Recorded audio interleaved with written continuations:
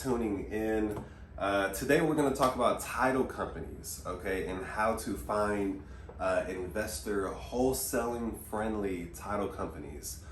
Because title companies, if you don't know, you will find out that they are the lifeline of your business. You know, they determine how quickly you close, how efficiently you close, if you even close or not, you know, because you're going to come through a lot of sticky deals where you need their help and their professional work on the back end. So stay tuned and definitely get a pen and paper and jot down these notes and these questions. And honestly, I would definitely save them to your computer just so you don't lose them at all, because you will need to ask these exact questions to these title companies.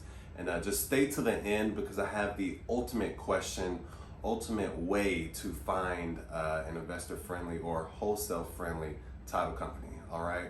So before I get into it, definitely hit that subscribe button and that notification bell. It definitely helps me, the channel out, you know, because my ultimate goal is just to be able to provide as much value as possible to everybody, the world. So if you can help me with this little YouTube algorithm, I'd greatly appreciate that. All right. So, okay, number one, the first thing you want to ask a title company is plain and simple. Do you guys work with investors?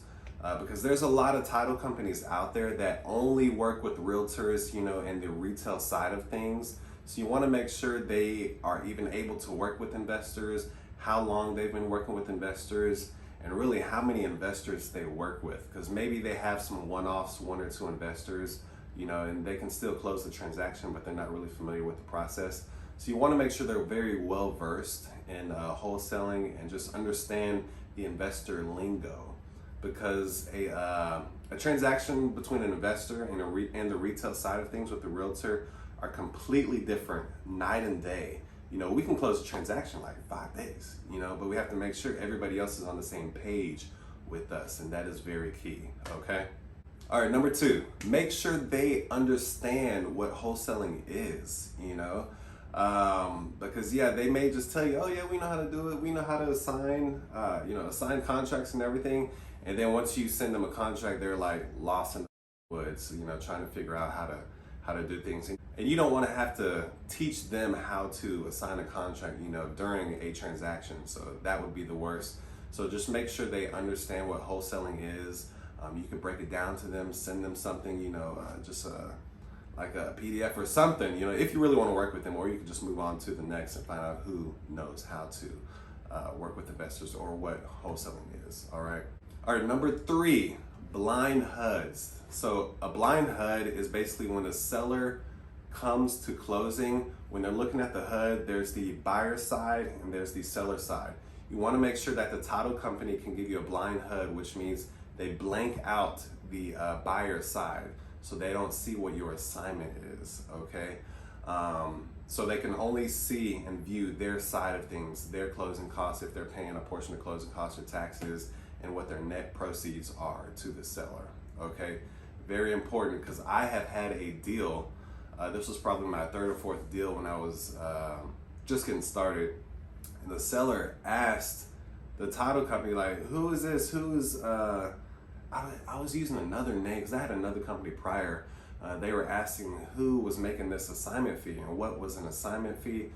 Luckily, my title company was on their toes and they were able to explain that it was just basically a silent partner in the deal. So we were able to close it, fortunately. But yeah, you don't want that to come up. So to minimize all that room for error, just make sure the title company can do blind HUDs. Sometimes they will charge you. I know initially they used to charge me $200, but I would pay that just to be able to minimize that 100%, all right? All right, number four, the closing fees to the transaction. So you wanna make sure the title company that you choose doesn't have ridiculous closing costs or anything, because remember, majority of the time you're gonna be paying these closing costs, you know, and then your buyer's gonna be paying the title insurance, hazard insurance, title policy, all of that stuff. But you want to make sure they're in the ballpark, you know, just reasonable fees or whatever. I'll show you guys an example of some fees from my title company right here. All right, so yeah, you just want to make sure they're reasonable. They're not just like out of this world crazy, because your buyers will start to complain about those fees, because they can add up for the end buyer for sure. All right, number 5, and this is a very important one. It's making sure the title company can rush files, because there are going to be certain transactions where the seller needs to close in like a week, 7 days. Usually the title company doesn't even get commitment back in that time frame. I know for us it's about a week, week and a half. I know that for the seasoned investors out there, that sounds a little long, but it's fine for us. They're a larger title company. They have a lot of files, but they still put us on priority, but it just takes time, yeah, for everybody else, just make sure they can rush the files, because not every file is gonna,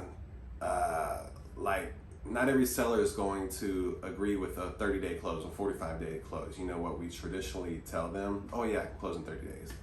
Some are going to need to sell in a few days, and you have to make sure you can light a fire under the title company and let them know, hey, we need to get this closed ASAP because the seller needs to relocate, or the seller's a spouse died and has to go to a funeral out of state and they just have to leave the property, or something crazy like that. I just want to make sure they can put a rush on the file when needed. All right, number 6, airship affidavits. So basically an airship affidavit is needed when somebody dies or passes away and there was no will left in place. Basically it just proves vested interest in the property, and you have to get a whole bunch of heirs. If there's heirs, you have to get them to sign off on it, just to show the true vested interest, meaning who truly owns the property.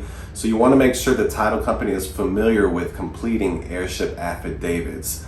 I didn't, early on in my investing career or wholesaling career, I knew nothing about it until I got smacked in the face with the 7 airship affidavit. So I had 7 siblings that had to sign it, but we got it figured out and we were able to close. But it was like a smack in the face because I had no clue what it was or anything. So you want to make sure they're familiar with that, because you are going to come across a lot of properties in situations where you have to deal with a spouse that has passed away, in an airship affidavit. All right, guys. So the last one before I get to the final ultimate one is, unfortunately, and I don't want you guys to think I'm out here just canceling contracts, because I don't. We've only had to cancel 2, and that was outside of our, it wasn't our fault at all. The seller gave us the wrong sizing of the house, and it really messed up with the valuation and everything. That happened twice. But you want to make sure the title company does not charge you whenever you have to cancel a contract. I know when I first started, I had to pay $250 every time a contract did not close. For me personally, it only happened once. That was because it was early on. I was learning. I locked it up way too high, almost retail value, and could not sell the property at all. But nowadays, our title company doesn't charge us. It's just a part of the business. Things fall through. Even when it's not our fault, maybe it's the seller's fault and they just lose interest or they go ghost on you. You have to explain that to the title company. Hey, sorry, you guys have been doing all the work on the back end, but this transaction is not going to close. And then, you just want to make sure they don't charge you. If so, make sure it's just very minimal, but just explain to them like, hey, this may happen. When it does happen, what happens with us? Am I going to burn a bridge between our relationship or what? But they should understand, if they're investor friendly, they know how it is. All right, guys. So you've went through all these questions. I would definitely, like I said, write them all down, type them up, save them to your computer. But the ultimate way to find an investor or wholesaling friendly title company is asking other local wholesalers in your markets. That is huge. That's ultimately how I found my title company. Just going to meetups or even Facebook, asking, hey, who are you guys closing with? Who can close quickly? Who are some investor-friendly title companies?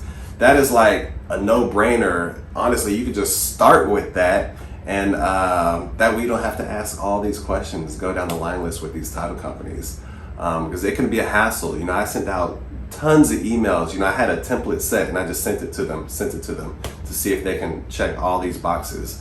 And a lot of them did not respond. A lot of them responded with, who the hell are you?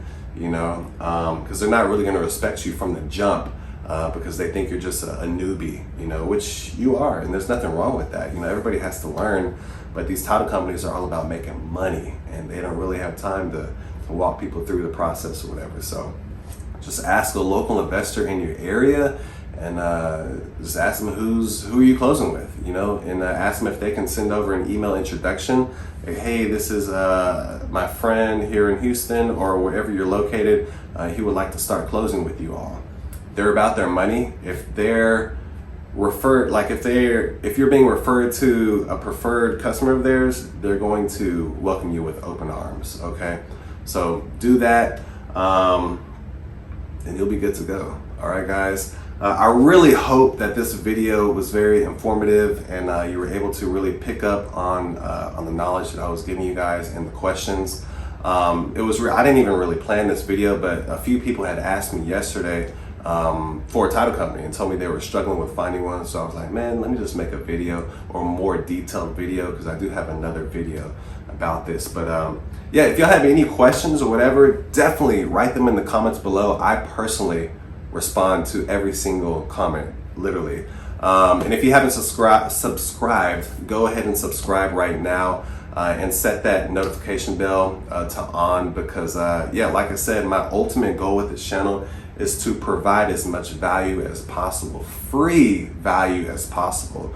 So yeah, go ahead and subscribe, share my channel or these videos with individuals so we can change the world, you know, and help everybody out with getting their first deal or their 10th deal. All right, and just help them motivate everybody, because that's a big thing in wholesaling, you know, is to stay motivated. It can be tough, but you know, YouTube can definitely help out a lot of people. All right, have a blessed day and peace. Talk to y'all later.